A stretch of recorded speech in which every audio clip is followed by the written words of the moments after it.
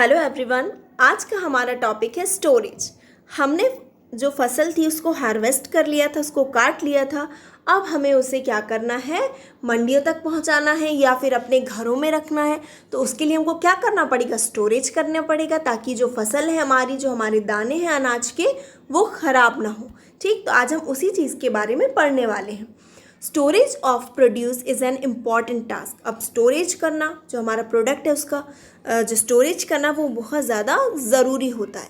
If the harvested grains are to be kept for longer time, they should be safe from moisture, insects, rats and microorganisms. अब क्या करना होता है, जो हमारी कटी हुई फसल है, हमारा अनाज है, उसको हमको लंबे समय के लिए रखना होता है। तो उसे हमें बहुत सुरक्षित तरीके से रखना होता है, क्योंकि ऐसा तो है नहीं कि हम एक दो दिन में या एक आध महीने में ही ख़त्म कर देंगे। हम उसको सालों तक स्टोर करके रखते हैं। ठीक, तो हमें उन्हें किन चीज़ों से बचाना रहता है, नमी से, इंसेक्ट से, रैट से, माइक्रो ऑर्गेनिज्म से, इन सब चीज़ों से हमको उसे बचाना पड़ता है। The harvested grains have more moisture. ध्यान रखिएगा कि जो कटी हुई नई फसल होती है, नए दाने होते हैं अनाज के, उनमें बहुत ज़्यादा नमी होती है, बहुत मॉइस्चर होता है। If freshly harvested grains are stored without drying, they may get spoiled और attacked by organisms, making them unfit for use और फॉर जर्मिनेशन। अब क्या होता है, यदि हम जो हार्वेस्टेड ग्रेन्स होते हैं उनको हम ऐसे ही रख दें, बिना सुखाए हुए सीधे स्टोर कर दें, तो वो ख़राब हो सकते हैं, या फिर उन पर ऑर्गेनिजम्स जो हैं उनका अटैक हो सकता है, छोटे छोटे कीड़े वगैरह लग सकते हैं और उनको इतना ख़राब कर सकते हैं कि वो जर्मिनेट नहीं हो पाए। मतलब अब यदि हमें उनसे फसल उगाना हो तो वो जर्मिनेशन उनमें ना हो। Hence, before storing them, the grains are properly dried in the sun to reduce the moisture in them. अब इसलिए हमको क्या करना होता है, उनको स्टोर करने के पहले जो अनाज है उसको प्रॉपरली धूप में सुखाना पड़ता है, ताकि उनके अंदर की जो नमी है वो कैसी हो जाए, कम हो जाए। This prevents the attack by insects, paste, bacteria and fungi. अब क्या होता है, इस वजह से जो जीवाणु वगैरह होते हैं, बैक्टीरिया होते हैं, कवक होते हैं, इन सब से उसकी क्या होती है, सेफ्टी हम कर सकते हैं। ठीक, अब यहाँ पर पहली कुछ बता रही है, देखते हैं क्या बोल रही है ये। I saw my mother putting some dried neem leaves in an iron drum containing wheat, I wonder why. वो कहती है कि मैंने अपनी माँ को देखा है कि जब वो एक आयरन के ड्रम में जो गेहूँ रखती है तो वो कुछ नीम की सूखी हुई पत्तियाँ डाल देती हैं। तो मुझे सरप्राइज़ हुआ, मैं आश्चर्यचकित हूँ कि ऐसा क्यों करती हैं वो। ठीक, तो ये आप लोग सोचिएगा और अपने घर में पूछिएगा क्यों करती हैं। क्योंकि जो नीम है, नीम की जो प्लांट्स होते हैं, नीम की जो लीव्स होती हैं वो एंटीबैक्टीरियल होती हैं, उनसे कीड़े वगैरह नहीं लगते। इसलिए क्या किया जाता है, उनको सूखी पत्तियों को जब हम अनाज वगैरह भरते हैं तो उनको साथ में उसके रख दिया जाता है ताकि कीड़े ना लगे। आगे देखते हैं इसमें, farmers store grains in jute bags और मेटेलिक बिन्स।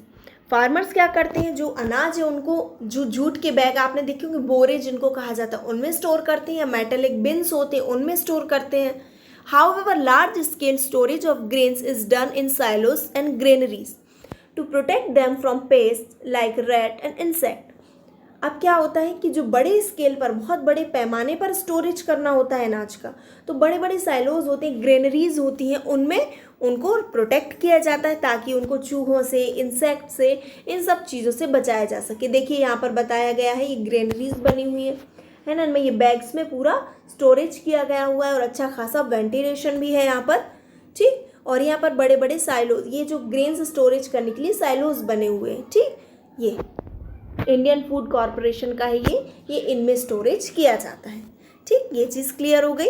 आगे हम देखते हैं, dried neem leaves are used for storing food grains at home. अब यहाँ पर हम जो पहली क्वेश्चन कर रही थी उसका आंसर मिल गया है कि ड्राइड नीम लीव्स जो होती हैं वो यूज़ की जाती हैं। क्यों यूज़ की जाती हैं, storing food grains at home, for storing large quantities of grains in big godowns. Specific chemical treatments are required to protect them from pests and microorganisms. अब क्या किया जाता है कि हमको बड़े बड़े गोडाउन्स में जब अनाज को स्टोरेज करना होता है बहुत ज़्यादा क्वांटिटी में, तो हमें केमिकल ट्रीटमेंट, वहाँ पर केमिकल ट्रीटमेंट किया जाता है ताकि जो अनाज है, क्योंकि बहुत ज़्यादा क्वांटिटी में होता है और ज़रा सा भी ख़राब ना हो जाए, उसके लिए उसको केमिकल ट्रीटमेंट दिया जाता है। ठीक, उनको बहुत ज़्यादा ज़रूरी होता है ताकि माइक्रो ऑर्गेनिजम्स हैं, पेस्ट हैं, रैट, फंजाई, ये सब चीज़ें उस पर अटैक ना कर पाएँ। आगे देखते हैं हम फूड फ्रॉम एनिमल्स। अब यहाँ तक बात थी कि जब हमने क्रॉप्स के बारे में पढ़ लिया था, ये हमको प्लांट से मिलते हैं। अब यहाँ पर बात आ रही फूड फ्रॉम एनिमल्स। अब एनिमल से क्या क्या फूड्स मिलते हैं, यहाँ पर एक टेबल एक्टिविटी दी हुई है, इसमें आपको टेबल फिल करने को बोला गया है कि मिल्क कहाँ से मिलता है ना, और इस तरह से जो हमको एनिमल से फूड मिलता है वो आपको इस टेबल में फिल करना है। After completing this table, you must have seen that like plants, animals also provide us with different kind of foods. अब आप इस टेबल को कंप्लीट करने के बाद देखेंगे कि प्लांट्स की तरह एनिमल्स भी हमको बहुत तरह के फूड प्रोवाइड कराते हैं। Many people living in the coastal areas consume fish as a major part of their diet. अब जो समुद्री किनारे पर जो लोग रहते हैं वो क्या करते हैं, उनकी डाइट का एक मेन पार्ट क्या होता है, फिश होता है। ठीक, in the previous classes you have learnt about the food that we obtain from plant. आपने पहले जो क्लासेस हैं उनमें पढ़ चुके हैं कि हमको प्लांट से कौन कौन से और किस तरह का फूड मिलता है। We have just seen that the process of crop production involves a number of steps like selection of seeds, sowing, etc. अब हमने क्या देखा है कि जो क्रॉप प्रोडक्शन होता है उसकी प्रोसेस, बहुत सारी प्रोसेस होती हैं उसमें, है ना, बहुत सारी स्टेप होती हैं उस प्रोसेस में। जैसे सीड का सिलेक्शन करना होता है, उनको बोना होता है, फिर क्या करना पड़ता है, इरिगेशन करना पड़ता है, मैन्योरिंग, फर्टिलाइज़र, ये सारी चीज़ें हमको करना पड़ती हैं। फिर हार्वेस्टिंग की जाती है, वीड से उनका प्रोटेक्शन भी करते हैं, हार्वेस्टिंग करके उनको स्टोर किया जाता है। तो ये कई सारी स्टेप्स उसमें शामिल होती हैं। Similarly, animals reared at home in the farm have to be provided with proper food, shelter and care.